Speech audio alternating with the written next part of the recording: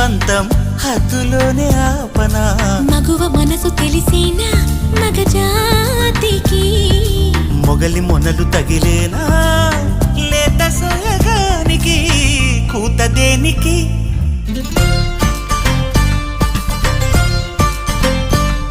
గారం చేసిన నయగారం చూపిన కనికారమే కలుగుతోంది కష్టపడకే కాంచనా